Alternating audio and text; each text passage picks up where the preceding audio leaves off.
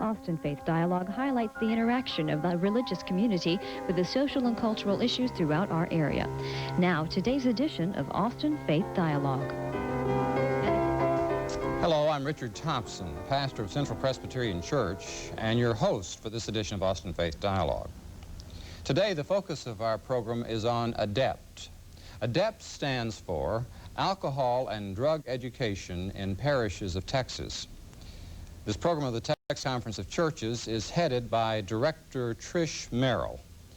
The program is supported by Lawrence Baltz, coordinator of Black Christians Against Substance Abuse, and is served by Diaconal Minister Jeannie Whitehurst, a member of Northwest Hills Methodist Church.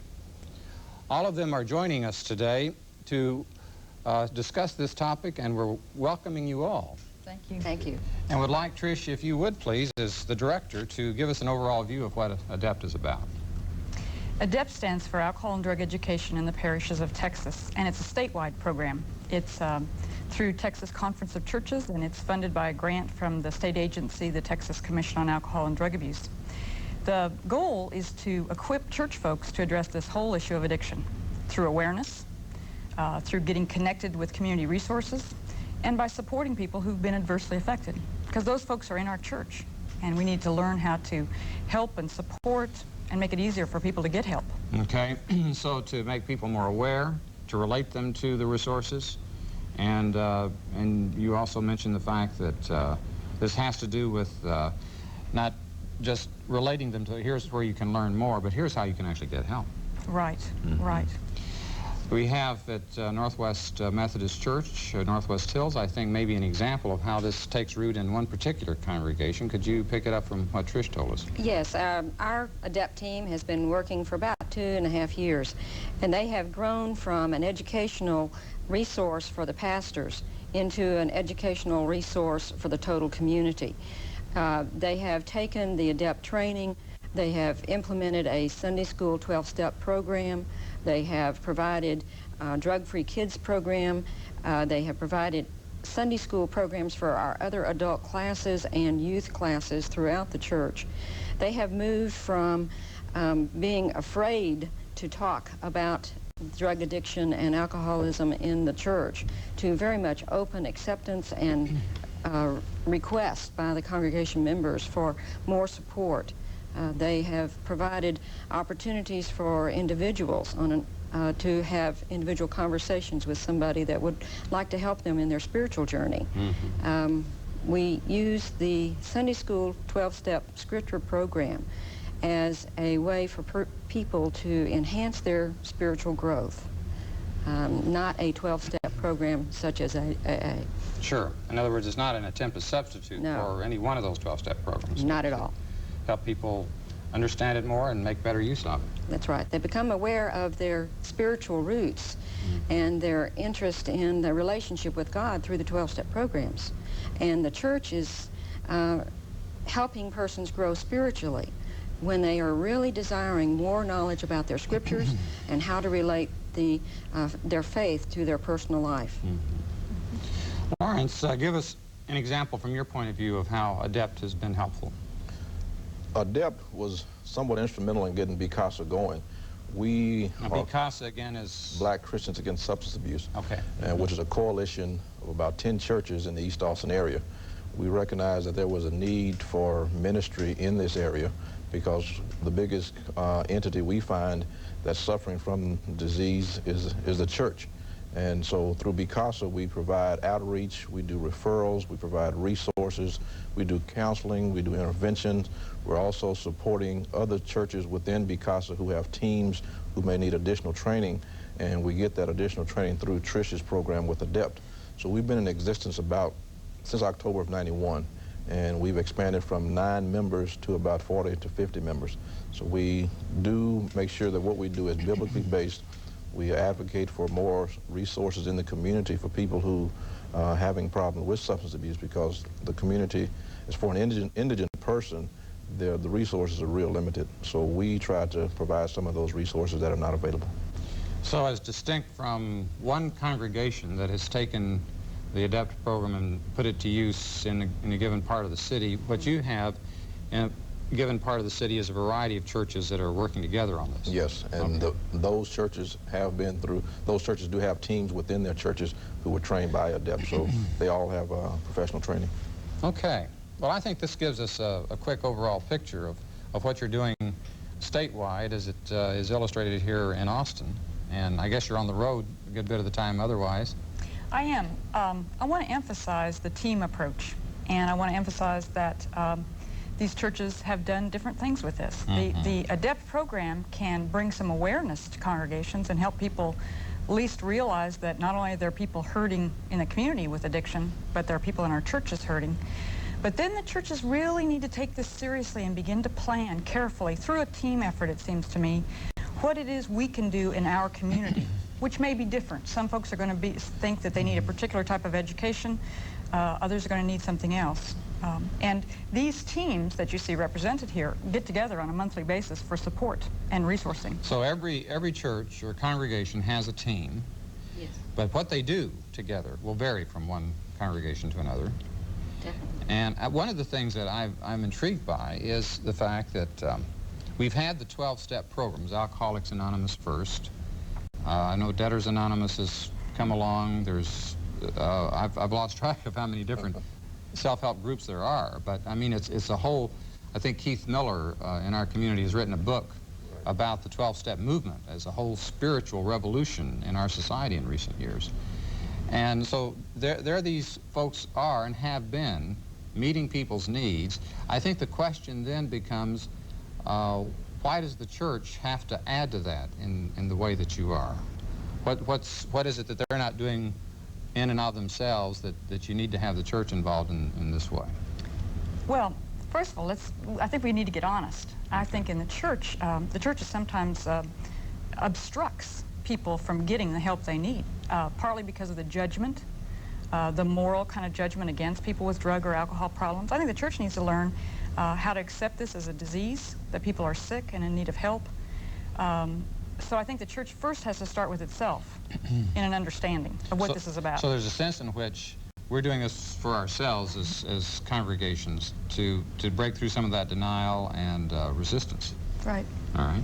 But we also are approached quite often by parishioners that are dealing with alcohol and drug addictions, either as a spouse or themselves or a family member. They're very disturbed, and they come to us for help and support. And one of the ways that this ADEPT team can support is by individual communication, as well as incorporating those persons into their scripture program, in their scripture class, and in their support system, so that the individuals of the church can be educated, can deal with the stigmatization of, oh my, I have somebody that's hurting in my family and I'm afraid to say anything. There are persons within the church that have been there and can support openly and freely, and that is freeing. It's really a wonderful experience to watch somebody feel accepted, and they do with such love and support of each other. The ADEPT team is working so effectively in the congregation by their education means and just speaking out and saying, we know we have persons that are dealing with addictions in our congregations. Let's don't keep it a secret anymore. Let us help you be involved in dealing with those issues. In other words, people on the team who have themselves been through the program Yes. can identify themselves as being ready to step forward to work with anyone who would like to draw upon their resource. That's right.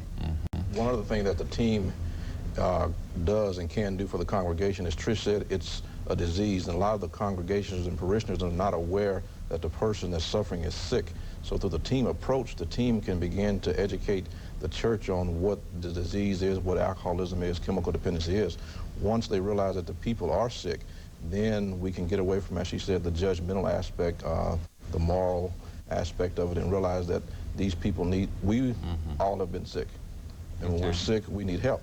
So people that are suffering from this disease that we talk about need help. That way we can open up our arms, we can start having the Christian way, the Christian values of loving these persons, caring for those people, and through the bridge, with the 12-step bridge class, we can build that bridge where they can feel more comfortable coming to the team.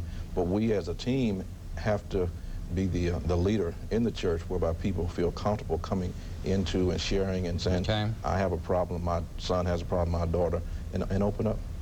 But we have to make them feel welcome. Well, you've been working on this in your particular consortium of churches for about a year. About a year. And I think, Jeannie, you said at Northwest Methodist you've been doing this for a couple of years. A couple of years, yes. And the ADEPT program itself is how old? 3 years. Okay. Is that long enough to see how much difference it's making? Well, it's interesting. You know, part of the problem, part of the reason I think that people get addicted is that we want quick fixes, quick solutions. We want things to happen fast. This is a problem that is not going to go away. We have a lot of persons that are struggling with addiction, and it's going to take a long time for the church to have a thoughtful approach that really makes a difference. I personally believe that most programs in a church take 3 to 5 years to really begin to make a difference. And so we need to take that slowly but surely in breaking down the denial and making it more acceptable. One of the things I think that's real helpful with education is that lots of us are compulsive. Lots of us have problems with addiction. You know, you might not be able to relate to the person who's drug dependent. Okay, but what are some of the other? Well, you might be able to relate to somebody who's over-focused on a relationship, who obsesses around a person in their family, who's codependent. I see. Or you might relate to the person who mood alters by eating, by overeating. Or the person who doesn't deal with some of the hurt feelings in themselves by working all the time. Or gambling. Trying to anything that can cause you to change your mood and not deal with yourself has a potential for addiction. All right. It's interesting, since the legalizing of gambling in the state, I understand that those who have been going to Gamblers Anonymous or Debtors Anonymous and so on, there's suddenly a surge of folks who are coming in and saying, I've lost control of this urge. And so it doesn't have to be alcohol, and it can be very subtle in the kinds of ways that you're listing. Does that, I think the drug and alcohol abuse is the thing that we will probably, in the remaining moments that we have, focus on more, but it's good to have that broader definition. I think that we'll need to be taking a break here for a few moments, and we'll continue our discussion at the ADEPT program when we return.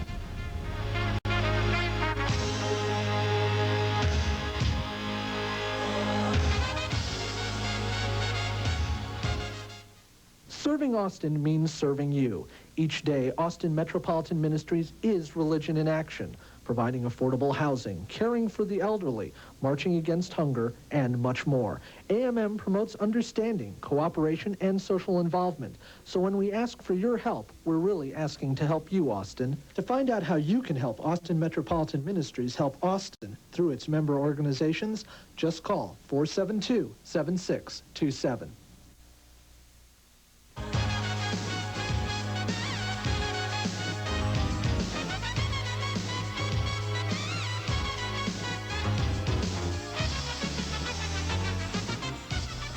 We're back on Austin Faith Dialogue. Today's topic is the ADEPT program, which stands for Alcohol and Drug Education in Parishes of Texas. Joining us in our discussion on the program are Trish Merrill and Jeannie Whitehurst and Lawrence Falls. As we continue this, I'd like to, on this particular month that we're having the airing of the show, which is not that long before Christmas and the holidays, focus upon addiction and the holidays, and see how ADEPT might play a role, for instance, in the congregations it's working with to help folks through that stressful time. And I think it was, Lawrence, before the show, you were indicating that last year that you were having such an emphasis among these parishes. That was one of the ways that BCASA began. We had 9 members from 3 different churches who were looking for something to do over the holidays, and we realized that during the holidays is a stressful time of year, so we presented a program called How to Deal with Dysfunctional Family Members During the Holidays, how to keep from relapsing during the holidays, and addiction during the holidays. So we brought in some professionals from 5 different treatment facilities, and we put on a program at Mount Zion Baptist Church, and we had about 100 people participate in the workshop, and gave them some ideas to do and some things you could do during the holidays. And one thing is real important is to keep the family in focus during the holidays. With the economic situation the way it is, knowing the disease, the incidence of relapsing during those holidays, it's very important that the family stay real connected, because somebody may be unemployed, another family member may not have the money to buy everything for the kids, but if the family stays focused and stays connected, that'll be a strength for the person that's going through recovery. So that was the idea, was to give people a warning. You know, going into this season, when people are expecting you to spend money that you may not have, Yes. that the temptation would be to relapse into some addiction. Okay. Do you see, Trish, other ways that the holidays are stress-producing in terms of drug and alcohol abuse? Oh, I think they really are. I would want to alert clergy to being aware of what's going on with families and congregations, because there are a lot of people who get depressed in the holiday time, who have very powerful, painful memories of holidays that got ruined by an alcoholic or by a drug-dependent person. Economics may not be the issue in that case, but memories that are returning at that time. Right. And I think that one of the things that's helpful to remember is how prevalent alcoholism really is. How many, sheer families are affected by it. At least probably 1 in 4 adults in our congregations have been adversely affected by alcoholism. Say that again? About 1 in 4 adults have been adversely affected by alcoholism. I think that it would behoove clergy, when they get people coming in and asking for support or help or counseling, to ask the question, what role does alcohol play in your family? In a non-judgmental way, giving people the option to open up and to say, well, maybe he does drink too much, or maybe she does drink too much. So a kind of clergy alert to what's going on in families, and particularly as the holidays trigger memories that are painful and unresolved and haven't been worked through. Is in Northwest Hills Methodist Church, does your ADEPT program provide a means by which people can work through painful memories, and can it get that personal and that deep? It can get that personal, and it does get that deep on an individual conversation level, as well as in their Sunday school class format. They do support each other in talking through those issues, especially around those crisis times of the calendar year, such as Christmas. We have our team participating with our Stephen ministers as well, training them. Stephen ministers. What this is an now? Interdenominational peer counseling program, which Stephen ministers have 50 hours of in-depth training plus continued supervision on a weekly basis. Okay, so this is a similar kind of program in terms of support. And our ADEPT team works with them and trains them in the particular areas of addictions. And with that community support that they find together, they are helping individuals deal with those issues of crisis. Well, I think that's the payoff. Whatever you might see in terms of numbers, and I don't know how you'd ever really statistically be able to say the ADEPT program is making this much difference in this way. If you've had experiences and know of experiences of people who are able to, during the holidays, as our example, suddenly begin to come to terms with what they've maybe just been putting on hold for years, and maybe recycle every time Christmas comes around, just recurring pain. And suddenly they find a way to say, this is what's been eating on me for so long, and all of a sudden they have a really good Christmas about what it's all about, and the healing and the good news of a great joy kind of thing. In the holidays is a real stressful time for a person that's early in recovery, because they've never been sober during the holidays. And it's real tough, and as I said earlier, the family needs to catch a hold of that person and stay connected with the person, because they've never experienced the joy of being sober during the holidays. And without experiencing that joy, they're not familiar, not aware of what's going to happen. So if we continue to stay connected with the church, with the family, the team stay focused on what the team needs to focus on, I think it'll be very important to that person during the holidays. And you talk about the family taking a hold of the individual. Being part of their recovery process. Yeah. In other words, it's not just kind of keeping things in the closet anymore. It's bringing things out enough in the open. And addressing them. Okay. Well, I think one thing that would be helpful for you to address is that I can remember, Trish, I believe even before or as the ADEPT program was being started, you were on a local show, a feature of a news broadcast about how you use Scripture in regard to making people aware of and appreciate the significance of the 12-step program. So without going through all 12 steps, but giving maybe an illustration or two how that works would be helpful. Well, first of all, it's based on the premise that the church has something special to offer to people who are struggling with addiction, but that the church is not the answer in and of itself, that there are already some folks out in the community that are doing significant ministry in terms of recovery, and the 12 steps of Alcoholics Anonymous, as they have been used in other recovery groups, have provided a lot of support and some very specific steps for people to move toward a spiritual awakening that puts God back into their lives. However, in a 12-step group like Alcoholics Anonymous, the emphasis is not on the nature of God or the nature of personal relationship. Talks about a higher power. Right, and that makes it easier for people who are in need of that kind of support to come in the door without buying into a lot of stuff. It's kind of like the church feeds the hungry before we talk to them about our faith. I mean, we expect people to be fed initially so that their bellies aren't hurting before they hear the good news. The truth is, though, I think the church can play a significant role in building a bridge to people in recovery and being more hospitable to people who could benefit from congregations, faith congregations. If you take the 12 steps, if you take the first step, which is to admit that we were powerless over something and that our life had become unmanageable. If you're an alcoholic, you admit you're powerless over alcohol and that your life had become unmanageable. In the church, those of us who are trying to help people integrate both recovery and faith would make that first step differently. We admitted we were powerless over whatever addiction we have, our relationships, our material desire to be powerful ourselves, our codependency, whatever, our own addictions. We admitted we were powerless over them and that our lives had become unmanageable.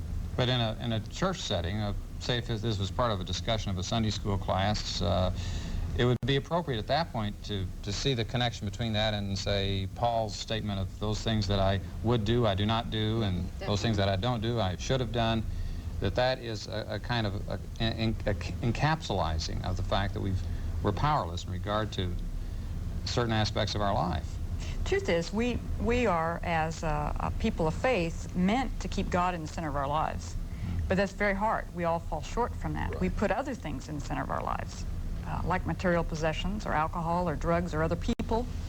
Okay. It's hard to stay faithful. It's hard to trust in God and find that power. It's more tempting to try to find quick solutions, and it's more tempting to not want to feel the pain that a person has to feel to be fully human. Right. And through our addiction, what we've done is separated ourselves from God. But through the 12 steps, it allows us to bridge back to God, rekindle our spiritual relationship with Him, where you don't have the talk of God a lot in the Alcoholic Anonymous meetings. But with the bridge program within the 12-step scriptures, it allows us to reconnect with God, refocus our attention on God, and also build up our spirituality. But it also helps us bring back that separation that we lose through our addictions.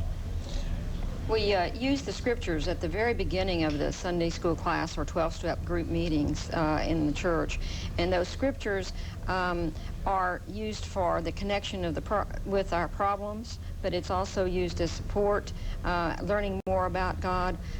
A lot of us are wanting to know more in depth about God and His power and His relationship with us. And our Sunday school or 12-step scripture program deals more with the scriptures, deals more with prayer, and helps persons grow in their faith, moving them beyond the personal problems that they came to us with, but moving toward God. I think one of the beauties of the 12-step program is that it doesn't say you have to be a Christian or a religious person of any sort. We'll take you as you are. Right. And however you define the higher power, that's for you.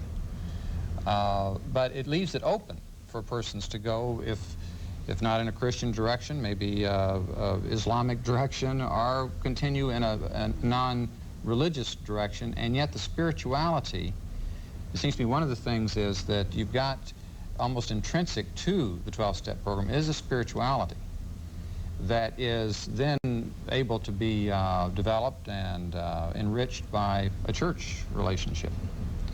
And that's what you're trying to pick up on at that point, it sounds like. Well, the other thing that a 12-step group like Alcoholics Anonymous or Codependency Anonymous has to offer is very specific support for very specific problems. When I went through cancer a few years ago, it was, even though I was beloved in the church and given lots of support, it was very helpful for me to go get support from people who had walked that walk before me and had been through cancer. And the church didn't see me as stepping away from the church in order to get that help or support. Right. And I think if we're doing our jobs right in the church, we're not only providing an open door back for people in recovery, but we're also helping church folks understand addiction and maybe move toward some very specific help for their own family problems. I think before we come to the end of our show, we need to make sure that people will know how to get a hold of you to get more information about this. And we'll have a number that we can show on the monitor here that is 4510991. They can talk to you if they call there? They can, and I'll be glad to give information about where are the ADEPT teams in the Austin area, because there are more than 30 churches that have these kind of teams. All and around the metropolitan area? Yes. Yes. And so you don't have so many that you can't take on some more, I presume. Well, what we find is that we need to constantly provide reinforcements for those teams that are already there, that more and more people need to learn about these issues and be more willing to be open with other people about how they've gotten help and what's changed their lives. All right. I think in just the moment that we have left, if you were to put your finger on one difference that this has made, either in your experience or in the lives of some others in your church, Jeannie, could you give us just a quick look at that? I have been very impressed with persons that are no longer afraid to talk about their addictions and that are finding help within the local church and are growing in their relationship with God. It's been a true affirmation of the importance of ADEPT incorporation into the church. And Lawrence, just about 10 seconds. One thing I've seen is the church is not being as judgmental about people who are suffering from the disease of alcoholism and drug abuse. Okay, I think that picks up on what we've talked about earlier, and I'd like to thank each of you for your contribution to our discussion today, Trish, Jeannie, and Lawrence.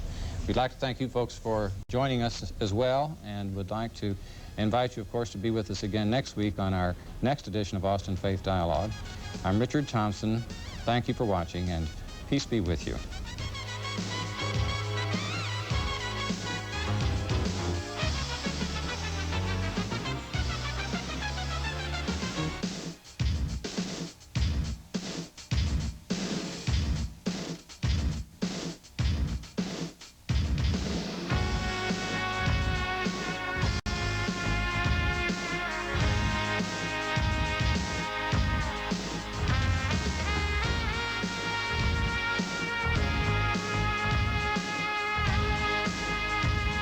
For more information, call Austin Metropolitan Ministries at 472-7627.